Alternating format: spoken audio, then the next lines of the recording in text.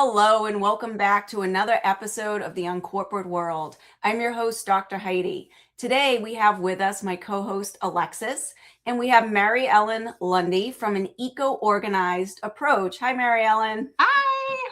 Hi, everyone. We thank you so much for being here with us tonight. So just start us off by telling us a little bit about yourself, your company, and how you kind of got started. Absolutely. Are both of you ready for the best story in the whole world? Because Absolutely. I have the best business in the whole world. I know everyone always says like the last 5 years, like, oh, hashtag blessed. But I truly feel so blessed and so fortunate to have found what I do. I am the owner and operator of an eco-organized approach, registered trademark. I worked very hard for that. That little fancy R with the circle. So I own an organizing and recycling business that functions for both homes and businesses within 30 minutes of my home in Stoughton, Massachusetts. So it is a wide array that we do basically the whole 24 belt, Braintree, Quincy, all the way down to Taunton, Raynham, out to Dover, Sherburne, Medfield area. And I have the best business in the whole world. I have several employees and I have trained them all to eco-organize and recycle clients' unwanted things from their homes and businesses, right? And everyone talks about mental health now and self-care, right? And organization really is self-care. It is when you are organized, ladies, you know that you are saving time, you are saving money, you are reducing stress, you are increasing productivity, and most importantly, you are bringing that calm, right? That serenity and peace to your house. We live in 1,400 square feet with my 3 children, 2 big dogs, and husband. And there is far less screaming and screeching, Mom, where's this? Where's this? Because obviously it's in the labeled bin in the linen closet or it's here, right? When things are organized, there is just so much more time to do literally whatever you want.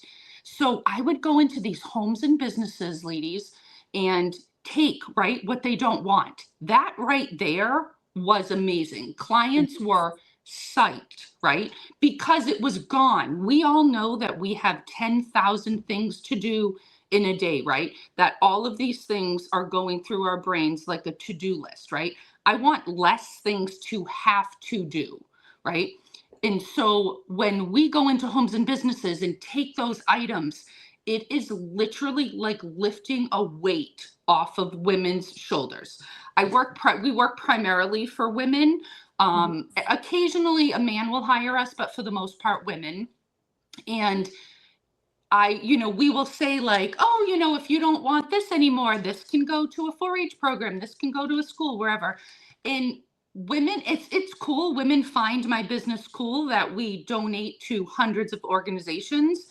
But like sometimes they just don't care because they want the stuff out of their house, right? And I didn't look for this business. I have a master's degree in education. I was a teacher for years before I had my 3 children in the early 2010s. And I wasn't looking for this. I was in a small moms group, the Moms Club of Stoughton. And, moms would be like, oh, I'm so frustrated. This Tupperware is a mess. Like, what do you ladies do? And I'm like, oh, okay. Take a screenshot of it, send it along in the thread and not think anything of it, right? And then everyone would write back and be like, that looks so good. I'm like, it does? Oh, okay, thanks, right? Thanks, awesome. And then that continued on through the years, right? And then to a larger group on Facebook, on a Stoughton Moms page where there were maybe 1,000 or 1,500 women, people started asking, 5, 7, 10 years ago, like, oh, I need help organizing the basement or my pantry. Is this like a thing? Can I get help for this? Yes, the answer is yes. But not even asking for people to advertise me because I didn't have a business, right? And then there would be 10 responses. Alexis, 7 of them were for me. of just like, oh, Mary Ellen Lundy's really good at this. And I'm like, oh, yeah, I am actually. Okay. You know, and then started doing smaller jobs for some friends and things like that, and then I came home to my husband one night and I was like, babe, I think I can do this as a business. And he's like, what? You're going to go into people's homes, take their stuff, and they're going to pay you. Yes. Yes, that's exactly what I'm going to do. Right.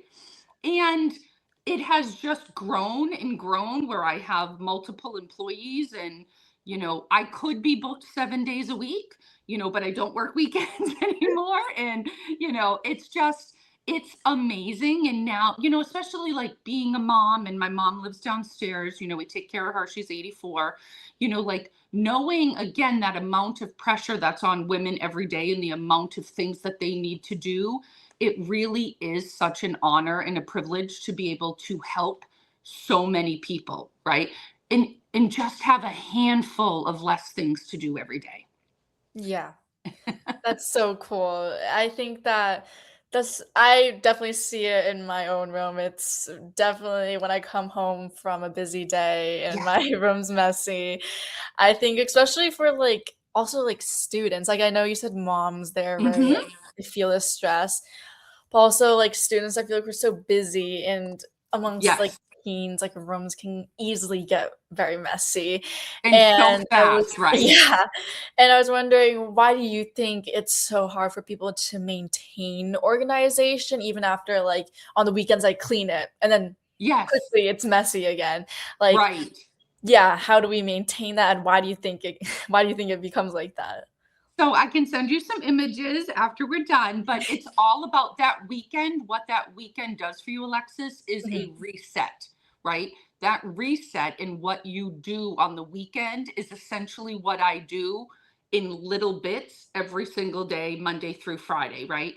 I have daily, pretty awesome habits that I always knew I had. But again, through the almost 10 years of running this business, I've really thought about those things because Mhm. clients are interested in them. And I'm like, you want to see my house? My house? Okay. I'm like, sure. Here, I've done, workshops with dietitians and things like that, showing them things that I've done in my house. I'm like, you want to see my house? Okay, I guess, right? People are interested in that. And people were interested to know what I do on a daily basis, right? Those great habits. Alexis, like especially as a mom, I almost never leave a room empty handed. Right. I am taking a mug that someone left in the living room, or I'm Mhm. picking up, I have 3 children, the top of a freeze pop that was cut off and fell on the floor, or a dog toy or something. Right. So I almost never leave a room empty handed. But, there's just also, it's like a daily maintenance, Alexis. So the dishwasher has to be run every single day, no matter what. I can't stand dishes in the sink. It drives me bananas, right? And it sounds super annoying, right? But it's just about those daily habits because I don't want to do them later, Alexis. And those are the things that I think on the weekends, I just want to chill. I want to snuggle with the kids. I want to watch movies together. We just watched Forrest Gump, which was so cool as a family together. And I just want to do things and be with them. So I don't want to spend my weekend like a crazy person cleaning my whole house, although it's only 1,400 square feet. So it's not that hard. But I tend to break those things down into tasks every day, which, Alexis, is also one of the reasons why I have given my children chores from a very, very young age, right? To teach them those skills of what you need to do, how to empty a trash barrel, how to empty recycle, how to separate the recycling outside with the barrels or Mhm. whatever it is, but just Yeah. to teach them those habits as well. But Yeah.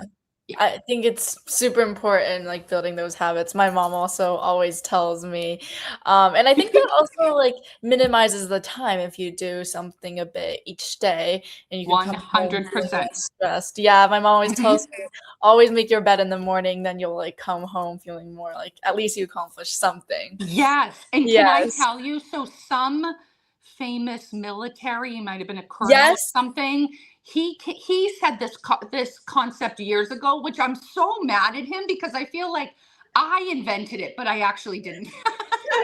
Because what happens, Alexis, when you do that in the morning, right? Even if you're running like crazy cuckoo late, what happens is you reset, it starts to reset the bedroom. Okay. So once that bed is made, then you're like, oh, these slippers are on the floor. And then you bend over and pick up the slippers, Alexis, right? And then you're like, oh, I left my mug on the, bedstand again. So then you go and take that, right? And then you're leaving the room with an item. And of course, you're not putting this in the sink, right, Alexis? No, no, no. You're taking this and putting it in the dishwasher where it belongs, right? So the other thing that I'm also trying to teach the children is everything has a home, right? Everything has a home. It doesn't matter what it is. In my home, everything has a home. And then if it doesn't, that's usually extraneous. And it means we don't need it. We don't need it and probably don't want it, but everything has a home. And when I work hard again, like you're saying, like making the bed and those concepts, like I never come home and just whip my shoes off because then I'm going to have to bend over, Alexis, and pick them up, right? I want to take them. I go right to my bedroom and then I'll kick them off, but I put them right under my shoe organizer because then they're away. It's simple concepts like that, Alexis, that you repeat over and over. And then again, it cuts down on that weekend, 6-hour clean or whatever it is. Yes, Yeah. for sure. But yeah, when you make that bed every day, you start seeing, it's almost like sometimes like blinders are on of like, you don't see things, right? And then when you make the bed, it almost illuminates, right? And highlights everything else in the room. You're like, crap, now I have to go put that laundry away. I didn't see it before, right? Yeah. And then next thing you know, 10 minutes later, you're like, damn, my room looks good. Yay. Exactly. Yeah. You know what that made me think of? Have you heard of Mel Robbins' 5-second rule? Yes. Yes. And so, and I teach this to my students a lot too, but we're talking about organization in a different way. We usually are talking about like management of their time, which is a form of organization, right? 100%. And so we talk about, because a lot of times we talk ourselves out of doing things. And even when we're talking about like organization, like sometimes I have to tell myself, just clean it up right now. Just move it, put it back to its spot. But I could talk myself 1,000 reasons. Oh, do it tomorrow, or it's late. Oh, I'm just tired. I'm not going up and down the stairs one more time. Right. And Mel Robbins' hack works so well because that first 30 seconds where you're having that noise in your mind and you're talking yourself out of it, you just very quietly sit there and go 5, 4, 3, 2, 1, and then you just take action. Right. And that you don't even have the opportunity to talk yourself out. So anytime I know I'm about to enter that mode of like, I'm going to start talking about, I use her 5-second hack and I just count backwards and then you just do it. Oh, I love that. Yeah. That's great. Yes. I found that really helpful for a lot of little things. Whatever works for you. There is never any judgment here. Everyone is living a different scenario. Everyone has been raised differently, Alexis. Right. Throughout life and dependent on how old they are, there is never any judgment here. Whatever works for you is what works for me. Yeah. I might show you what works for me. I just did that today with the client. Listen, just leave it like this. We're going back on Tuesday. And I said, if you hate this, I will fix it for you. Just try it, and most of the time they end up liking it because sometimes just having someone else come in your space, even if you are the most type A, organized, pristine person, having someone else come in and see your items, right, is like, oh, I never thought of it that way. I see that now, right? And you just see things differently and then you bounce ideas off of people, but whatever it is that you do in your home or business is fine with us and never any judgment. And we are going to help you wherever you are and move forward because we just want what you want. Clients call us all the time, Alexis, because their mother-in-law is coming into town or they're having a graduation party in June and they want the spare room cleaned, or they want the, the whole house organized downstairs. Whatever it is, whether you're moving or whether your parent is transitioning to a 55 plus community, we are here to help and facilitate. Yes. And I actually wanted to go back on a point you said a bit earlier, saying that sometimes when things don't have like a home or a place to Mhm. put them, they're usually like extra or you don't need them. 100. And I feel like now there's a lot of overconsumption. And I wanted to ask you if you have any tips, like what you've noticed when transforming like other people's house and like, yeah. Yes, it's really a great question. And I have to tell you, in the almost 10 years that I have been in business, it really has continued to shape and reform who I am, Mhm. specifically around the excess, Alexis. And part of that is because of overconsumption. And again, like we had talked about, someone that is, I'm 47, so someone that is older than I am, whose parents could have gone through the Great Depression, right? They hold on to everything. Mm. Everything has meaning. The thing of Tic Tacs has meaning. The tape has meaning, right? And that's really what we do with the business is we respect whatever you're coming from. This could look like tape, but it could also be the last thing my father touched before he died. Like you just never know what someone's going through. But the excess is what formed this whole business of I did an official name change from an organized approach to an eco-organized approach based around this concept of extra, because my van would be full, Alexis, after a 4-hour shift at someone's home or business. My children used to freak out because they didn't know exactly where they were going to sit when I picked them all up from elementary school. And I was like, move your head to the right, sit over here, because the van would be full. And, they say, Alexis, that the average house has 300,000 items in it. And everyone says, not my house. Yes, your house, honey, your house. Right. And probably more because you're not counting those, the one bobby pin in the package of 200 bobby pin. Right. You're not counting and thinking of it like that. But when you have so much, here's the thing. Oh gosh, we're going back to like a blessed feeling. I'm sorry. But like you really cannot feel thankful for what you have when you have an excess, right? First, like think about, we do a lot of women's closets, Alexis, right? And things will be overstuffed and you can't shut the doors, right? We go in and then, we take out the clothes that don't fit, the clothes that are ripped or torn, right? Yeah. And that's what's so cool about the business is that we help women's shelters. We help people that may just come into the country.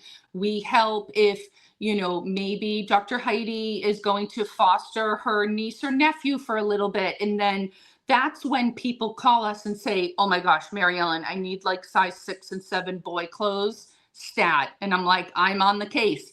The next week, and then when that client the next week, her son's, drawers are bursting at the seams, right? That's when I'll say, now listen, there is no pressure, but I have a friend that needs size 6, 7 boy clothes. They're fostering a little boy or whatever.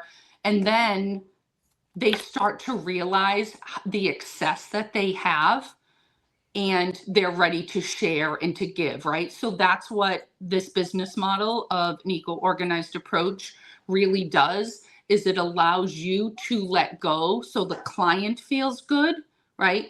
And then I feel good because I then go get to help Dr. Heidi, who's fostering, and then she gets to pass it on, right? So we are rewriting the story, Alexis, of people's stuff. And everyone along this timeline and spectrum feels good, right? It feels good to help people. And the majority of people, of course, are good, right? They want to do good things, Alexis. They want to do good in the world, but not everyone has the time with the hustle and bustle of life, right?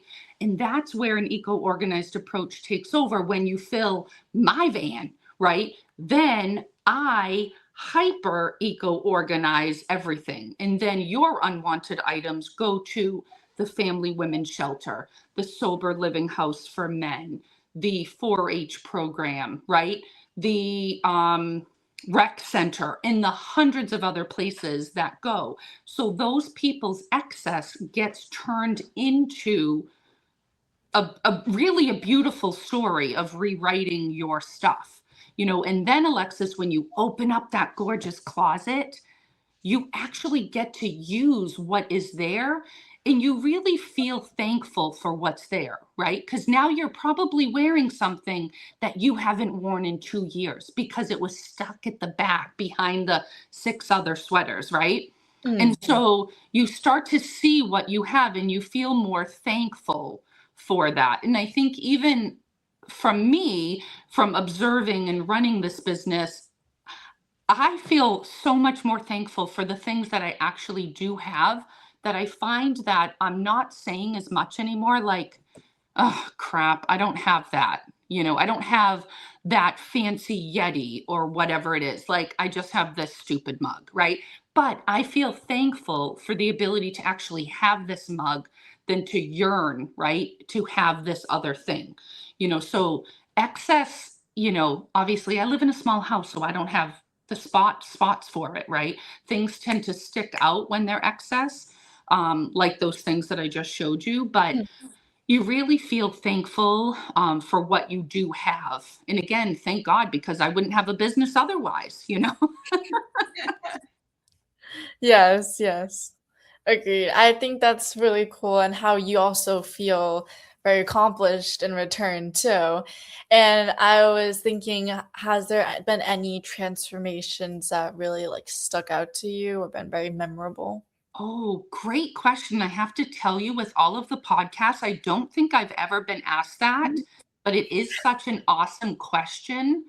Um, Great question. Really, I share with so many people, really, because what this business does is helps people help people, right? And it passes on that journey. But I think I'm most grateful, and I probably most remember, Alexis, the people that are most thankful, that will send a photo, even if it's from children from the back going through all of the teacher prizes, or the Girl Scouts. Oh, I love the Girl Scout one. The Girl Scout one really might be my favorite now that you say that. So the Girl Scouts, our local Girl Scout groups, do a birthday party bag for children in foster care in lower income families. So I save, again, from people's excess, unopened birthday party supplies throughout the year. Bagfuls. So then I go and get them to the Girl Scouts, and then they do, like, I think, a pancake breakfast to raise some funds, right? And then they go with some donations as well and buy cake mix, and they put together these beautiful birthday party supplies for families in need. And I think those are the ones that I love the most, like those tender-hearted ones that you can see and feel the Yeah. impact. Oh, I have one more. Can I tell you one more? Yes. Okay, yay. So there's several annual events that, I do every year, built solely around the excess, again, of people's items. And the first thing I ever did was a free sale. I've run them several times. So I set it up in my own driveway, like a regular yard sale, and with all of my party tables out, and I give everything away for free. And I just ask that people bring food for the food pantry. And I'm now very good friends with this woman, but this grandmother came with her 2 grandchildren, and they each had a bag. So there are 3 bags of food, right? And this woman shared with me years later how thankful she was that I had done this annual program, right? Because growing up, she did not have enough food. And that just, it's such a simple, concept of food. And I've never been, now the term is food insecurity. I never had that. We were never rich, but I was always fed and clothed and cared for by my mother, right?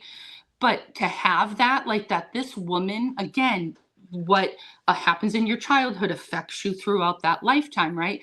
That this woman that's 20 years older than me gave up food for her younger siblings to eat. So she was so thankful and made sure that each of her grandchildren and her brought multiple bags of food.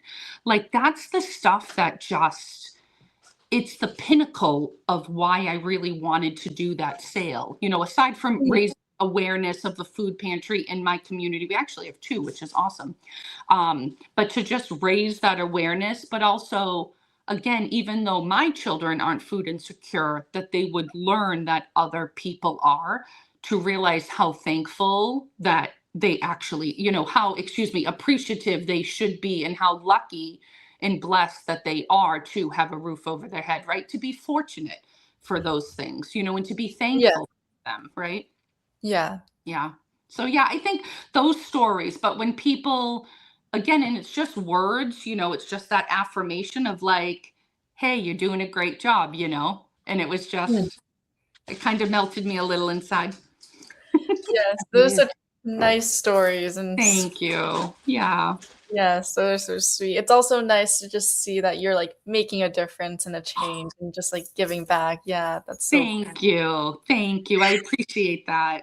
A couple of weeks ago, I got scammed, Oh, and I applied for multiple grants last year and I was scammed, and I thought that I won a $10,000 grant, and my husband, who's very supportive of the business, was a little jerky, and he was like, "Babe, you didn't win. Like, it's not the end of the world." And I was like, "You don't understand." Like, I felt like that was my report card, right? Like, that was my accolades. Like, I get thanks and praise from each individual client, right? When I leave, you know, after a 4 or 5 hour shift. But this was like, it felt bigger to me, you know, Mm. on a larger scale, right? That like, oh, because I know the business, you know, makes a difference and is impacting. But yeah. Yeah. yes. You know, I was thinking as we were talking here, and we're talking about organization and houses, and I'm thinking about Alexis and her future, and she's going to be going off to college soon. Yes. That's So, so you know, one of the exciting. dilemmas always with college students is you don't have a very large space in the Yes. dorm, and you got to cram a lot of stuff in. Mm-hmm. I'm curious, do you have just one top tip that you could maybe give college students on what they could do to maybe maximize their space a little bit in a dorm? Yes. Oh, this is a really fun question. We've often been hired to do children's rooms at home, Mm, even as they're transitioning off to college, but I right, have yeah. yet to do a dorm room. I know. There you Alexis, go. wink, wink. That would be an amazing graduation present. Um, Honestly, and especially after going away to a private college and living there, Mm. less is more. Less is more. You do not need a carbon air filter purifier. You do Oh, not come on. need a fan that's around your neck and a fan for the bed and a stand fan. You will live and you will be okay, right? I see parents kind of going over the top with all of these things. Like, you'll be okay with the regular 3-inch egg crate like everybody else. You Yeah. don't need something special that heats and massages and does all of these things, right? Um, because everyone around you has that excess, right? And so you're going to become friends with those things, and then you're going to share those items. Last year I challenged myself to not purchase any clothing or shoes or jewelry for myself, and I love myself, ladies. Mm. Well, that was very, very I hard don't to think I do, could do that. right? Because you're like, oh, I need a blue scarf, and it's here tomorrow, right? It's here Mm. like that. Because really, Alexis, once you're in school, you can get stuff like that too, that fast with Amazon. But Yeah. what I learned last year was, first of all, how quickly I would have ordered that outfit that I liked from Amazon, you know. But I didn't do those things. So I found other ways. I joined local groups that were doing clothing exchanges. I borrowed clothes from friends, you know, and I did other things to prevent myself from purchasing those things, right? And it, again, that concept of opening up the closet, and it's beautiful. You feel more thankful and grateful for what you have versus, right, what you don't have. And it's that same concept in college, right? put some cinder blocks, some bed risers, use that under the bed space, and you will be just fine. Great advice. Yeah, I think especially for me, since I'm very indecisive, so I know when I will be choosing what and what not to bring to like college. It'll definitely take me a while. And I'm always usually like an overpacker during are you? trips. Yeah. Yes. And so I just have a hard time deciding what I actually need versus like what I just like want. Yeah. Now that I am 47, Alexis, I don't overpack anymore. Do you know why? Why? Because I value and appreciate my time now more than ever. So I'm going to take those 10 minutes when I'm packing and put together specific and curated outfits. Maybe I'll pack an extra outfit, but and that's also the concept, ladies, when you have less of things, you're not spending 45 minutes to get ready for a date night, because I only have, I don't know, 16 pairs of shoes, like including rain boots and things like that. So I'm not trying 17 things on. I'm not trying 15 dresses on, because I probably only have 5 dresses.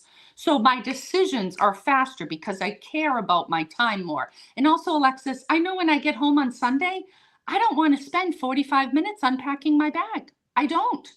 Because I know that bag is going to sit there right? Because it's almost like an ADHD thing, or if like you're neurodivergent, that your brain is saying that's a hard task, so I'm going to avoid it because it's really hard, right? Yeah. And then the bag just sits there because your body is already in that response of, crap, this is really hard. I can't do this. And then that's when people shut down. So I pack less, and then it's easier to unpack, right? Because most of what I packed, Alexis, is going to be dirty because I've worn it. So then it goes into the hamper instead of having to refold it, put it back in the drawer, put it in the closet, right? So think about that next time when you're going away. And you can still have options, but just less options. Yeah. Yes. So, Mary Ellen, you mentioned Amazon and how quickly it is to order. Well, I mean, how many times can you just add to your delivery or go on the TikTok shop and everything's right in front of you? And you make a Google search, and the next thing you know, you're getting 30 offerings from different companies. Oh, I know. I mean, I think that plays a lot into this overconsumption as well, because the accessibility, the easeability now of getting things and just the click of a button. 100%. It's too easy for people because of that self-control, and it's that instant gratification of like, order, right? And then because the thing is that, again, if you have deemed it challenging, right, to do, that box comes in. Then you have to open the box, take the package out, probably open what's inside, break the box down, put the box into recycling. Sometimes that's too many steps for people, especially for like the neurodivergent community. And so sometimes that thing that you had to have on the TikTok shop that cost $48 is now sitting in a box, right? So like I'll do a screenshot of something every once in a while of like, oh, maybe I want this. And then if I'm still thinking about it the next week, maybe I do. But the other thing is too, is I control the money in our family. But all I think is, if my husband ever saw every time that years ago that I would buy something, he would probably lose his mind, because it would be $38, $72, $62, $18, and it would not stop. Because again, I love myself, and I would think, Mary Ellen, you're awesome. You should have all of those things, right? But that's not really the way life works. So I think about those things, and then I'm like, I'd rather have the $36 in my bank, right? So you try to find other ways around it. Again, maybe put it in the cart and leave it there. Don't buy it. That's my favorite move. And just pause and think, think. Yes. Because a lot of the times those things that you add, then you're like, a month later, you're like, this thing is so stupid, But the other thing about the business is and this is what I was thinking about the dorm when you were talking about that. something has to have multiple uses for the most part in order for me to buy it. So Mhm.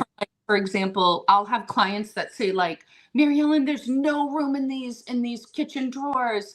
And then I'll open the drawer and it's overflowing with gadgets. A gadget to core out a strawberry, a gadget for grapefruits, even though they don't eat grapefruits anymore, right? All of these things. And that's what's taking up the space. For the most part, even in my 1,400 square foot house, it's not that there's not room. It's about utilizing the room properly. And, again, unless it has multiple functions, I can't buy it. I would never buy special scissors to cut a plant or something because I have normal scissors. Normal scissors also cut things, and a knife can cut that ring out of the strawberry, right? So sometimes you have to get past that instant gratification that gadget is going to give you, because again, now I'm like old, Alexis, and I'm like, wait, if I buy this, where am I going to put it, right? Because I don't want it to be extraneous in my house. Yeah. And I think, where would I put this? Where does this fit into my life? And for the most part, if it doesn't fit in my life, I almost never get it. Yeah. That's a good way of thinking about it. Yeah. Oh, thanks. Yeah. So I think if you're up for it, Mary Ellen, I think Alexis prepared a game for you. Oh, I am excellent at games, Alexis, and I'm going to beat you just to be. Oh no! But We're all if I getting lose, that's going to be okay too. Everybody Tell gets me a the game, Alexis. Okay, the game is keep it or let it go. So I'll give you some rapid fire like situations and you'll say keep it or let it go. Yeah. Love. Okay. Yes. Okay. Clothes you haven't worn in a year. Let go. Agree. Sentimental items you never look at. Ooh, that's what I call. Can I do a pause on or an asterisk on this one? Because this is special. That's one of the reasons why hiring an organizer is beneficial, to streamline those areas, because those are what I call rabbit hole things, those sentimental items. And so that has to go in a tote. And that is a project for another day, because that will stop someone in their tracks, right? Because we have found wedding albums for, from widows. We have found, things that were all of the cards from when the father was in hospice, right? And those things can just stop you in your tracks. So those things need to go into a tote, and they need to be for another day, because you need to be mentally prepared. So back to the question, I'm going to say keep, but we're going to find another way to use them, to display them, and to honor them. And if we have time after, talk to me about my wedding dress, and then I'll tell you what I mean. Next question. I like that answer though. I'm sorry, it was long-winded, but again, remember I told you I talk a lot. Okay. Kids' artwork piling up. Ooh, that is a toss everyday daily habit. Right? Because not everything can be saved, Alexis. I'm not going to. We I have a video of my son at 5 years old taking a rolling pin and rolling out the artwork that I crumbled and threw in recycling. Yeah, because he needed to keep it. Buy art frames that gracefully display and honor what a child has done. And for the most part, Alexis, when you frame anything, it looks like an amazing work of art. So that is a toss, but it can also be a rabbit hole sentimental item. So, but for the most part, toss daily, and then keep a handful. Okay, the next one is fast fashion purchases. Oh God, that's a trick question, you little devil, because I wouldn't have bought it in the first place. Do you like that one? But always, it's let go. It's really don't purchase, but it's let go. It's we could have a whole other conversation about that and the fast fashion industry and what it's doing to the world and to the landfills. It's horrific. Aside from the fact that you can't throw away textiles in Massachusetts anyway, it's illegal. We post about that on our page and socials, but no, it's horrible for the planet. It does terrible things to the workers, Yes. to the economy, to the big companies like Banana Republic and Gap and things like that. It's just awful. So never purchase, but let go, let go, let go. Okay. Yes. And then gifts you don't like. Ooh, again, that's where the business model comes in, because I can put that into a raffle basket. I can give that to a widows group. I can give that to 100 other people, but let go. And it's a gift. If you didn't ask for it, Alexis, there is no reason for you to feel guilty about it. You did not ask for it. Get rid of it. Okay, and then last one, storage bins full of random stuff. Also rabbit hole. And it's that concept, Alexis, that if you haven't touched it in years, or if it has dust on it, you could probably let go of the whole thing and be none the wiser. It wouldn't bother, that you don't know what the heck's in there. That might be one important thing. For me, depending on the client, that would be a keep. And I used to be a teacher again, so I would assign homework possibly and say, put this in the middle of your bed and go sit down at 6 o'clock at night after dinner and watch TV and go through that bin, right? Set a timer, bump up some music, put on the TV, do something to trick your brain and say, this is so fun, right? Or I would just tell them I saw money at the bottom of the bin. No, I'm just kidding. But every business, no joke, every business and every house, I have found money. Not every single time, but I have found money from like $600 or $700 to, a penny in a bag. But yes, gift cards all day. Money in cards, things that people forgot about, happens all the time. Yes, that was the last question, though. Yeah. Oh, that was fun. And I'm sorry I talked so much during that, but No, there were some tricks in there, Alexis. I like the explanations, yeah. I'm not going to show you my pile of kids' artwork. And the other thing, Heidi, that I would suggest is start dating them, right? Yeah. When they come in, date them in the grade. And again, sometimes what is initially a keep, which is true of anything really, what initially is a keep may not be a keep later down the line. Yeah. But I went and bought like 6-inch, 5 or 6 inch binders with, paper inserts, page protectors in there.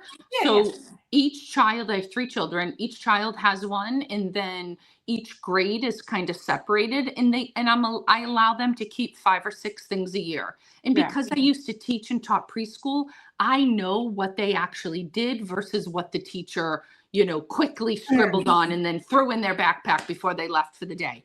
Yeah. So it kind of helps give me some perspective. And, like anything, and I talked about this in the book, actually, what we talk about is finding that exemplar, right? Finding that piece of work that your child did that just breaks you into two, that says something about, like, my mother is special because she, whatever it is, and find that, or find that drawing of the artwork. And then everything else is measured to this, right? Is this cotton ball sheep comparable to this? If the answer is no, then it gets recycled, right? So find your exemplar and work from there. It's amazing. So when is your book supposed to be coming out? I think the fall. Nice. It should be the fall. Yes, we're almost done. I just sent all of what I want the cover to look like to the graphic designer, and super excited. So the book is all about the excess from clients' homes and businesses and the community events that I have created around that, from the free sale to the annual Halloween costume exchange to the 40-day 40 items challenge that happens around Lent, when I collect items that people have donated instead of giving something up for Lent. And then this year, those are going to the YMCA. And then the Wrap and Chat, which might be one of my favorite events. And I first did it because my husband found all of the wrapping paper and bags and tissue paper that I had been saving underneath my bed, which is, super tall. And he was like, "What the heck is all of this?" And then I was like, "Oh, babe, it's fine. I'm doing an event soon." So I have raised over $2,000 for the Stoughton Giving Tree over a few years. And you bring all of your bags filled with your Christmas presents, and then you get to come and wrap them with no children around, do some raffles, have some Christmas music, have some drinks, and then I supply everything. The tags, the tissue, the wrap, the scissors, the bags, the notions, everything that goes on the outside for a couple of hours. And then it's amazing how much you get done. And it's just like anything else. It's fun to do things with other people because most people don't enjoy wrapping. And then it kind of gets people doing things a little bit before December 23rd or something, So the book is all about the community events that have been created around people's excess, right? About that overage, and that excessive amount of items that people have. So that's fantastic. Thank Once you. the book does come out, we'll have to have you back on and we can do a book launch and discuss it a little bit deeper. Twist my arm. Yes, I would love to. That I would was love awesome. to. Well, Thank you. Yes, but we'd love to just thank you for your time tonight. We really do appreciate you coming on and having this discussion with us and learning a lot more about your organization and all the wonderful work you do. Yeah. Thank you so much. Such a pleasure to see both of you, and really an honor to be here and talk about my favorite subject, which is my business, because I love everything about it. And do you want to know the best part before we leave? Yes, please do. The best part is that I have employees, and get this, they do whatever I tell them. They don't, right? They don't challenge me. They don't say this is stupid. They don't say they're going to do it in 10 minutes and never do it. They do it. And then they go, "Mary Ellen, is this the right way? Do you want it done this way?" And then I go, "No, can you fold this to the back or what?" And they go, "Okay, Mary Ellen, yes." It's the best thing in the whole world. And I just think, why did I not come up with this sooner of hiring people? It's the best thing ever. And it's so unlike anytime I ask my children or my husband to do something for me. So that's my favorite part. I love that. But seriously, thank you so much for having me. It was so much fun. Thank you.